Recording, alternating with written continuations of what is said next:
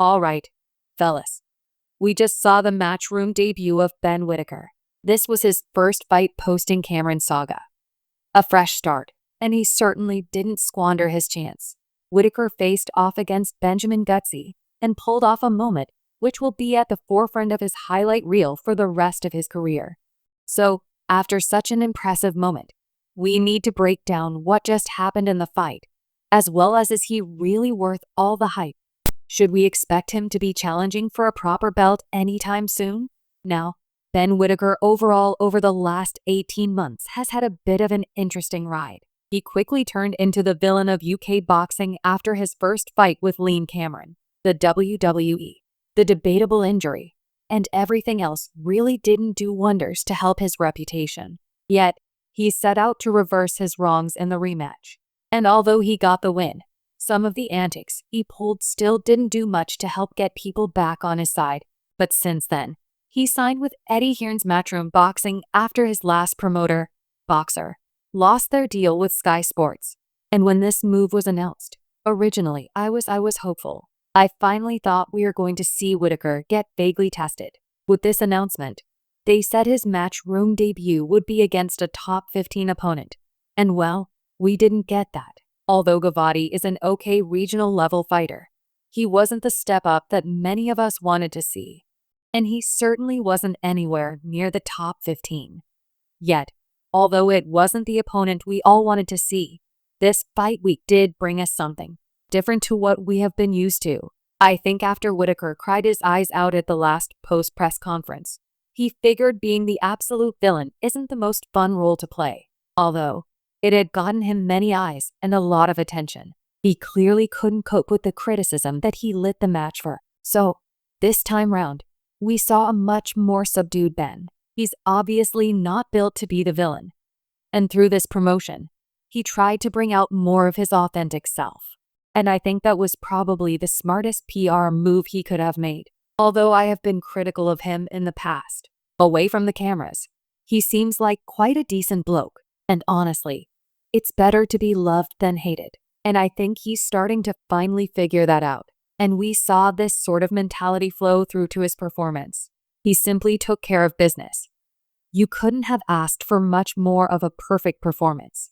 And when your opponent is a bigger betting underdog than Jake Paul is against Anthony Joshua, you are expected to show that you are truly a level above. And Whittaker did exactly that. He didn't take long to establish himself working the jab.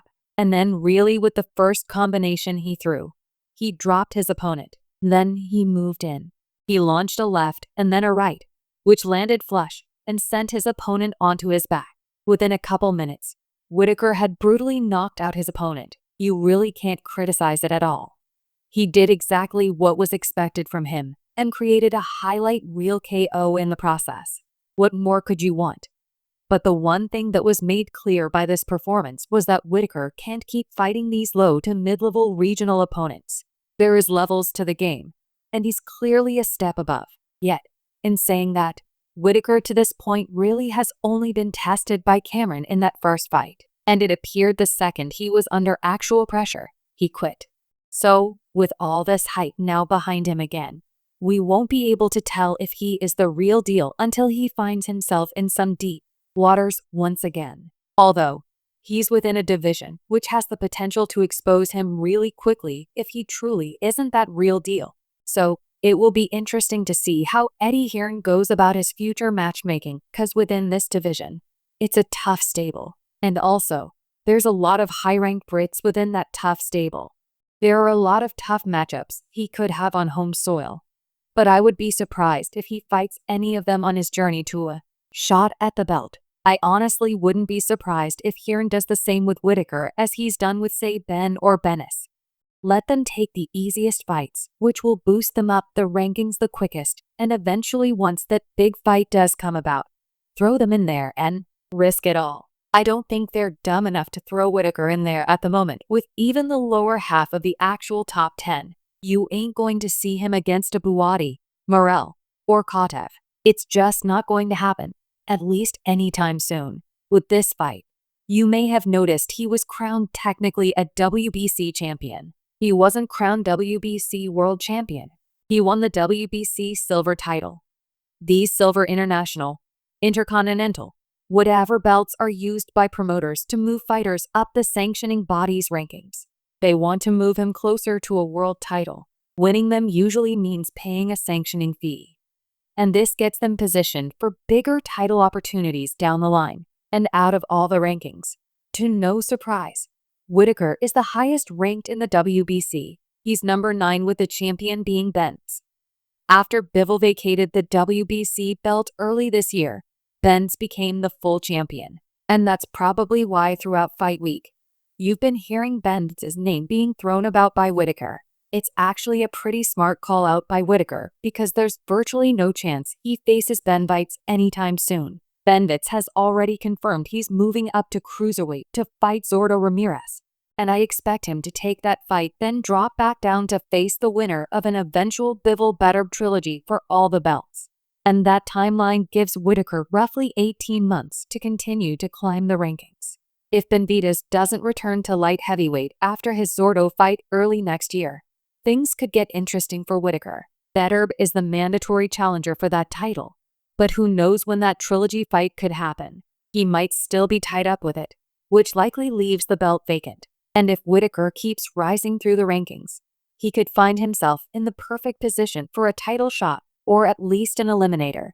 And realistically, a Whittaker world title fight brings in far more money than most of the other contenders, meaning higher sanctioning fees for the WBC. Politically, that makes him a pretty attractive option for a shot, although all of that is still some distance away. So, who can we actually expect Whittaker to fight next?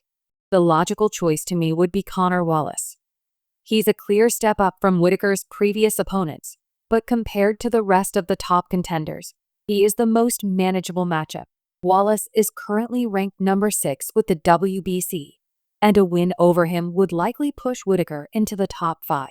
If they want to quickly climb up the rankings, honestly, he's probably your best option. But at the same time, I wouldn't be surprised to see him continue to fight lower-level opponents, waiting for a bigger opportunity to eventually arise.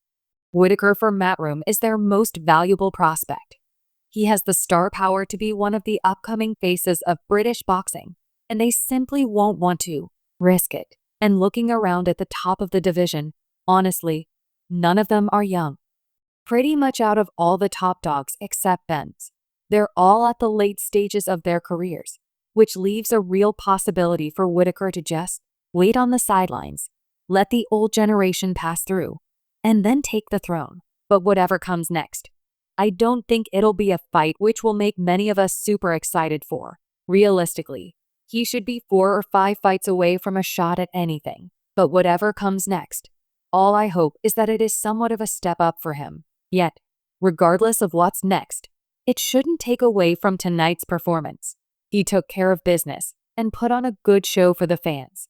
I think he's well on the path to redemption and has put his best foot forward to win back a lot of the public. But now, I want to hear what you think. What did you think about this performance? What do you think is next for him? And do you believe all the hype?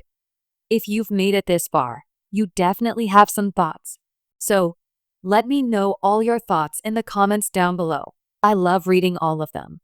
And if you enjoyed the video, please make sure to like and subscribe. It really does a ton to help the channel. Thanks for watching, fellas, and I'll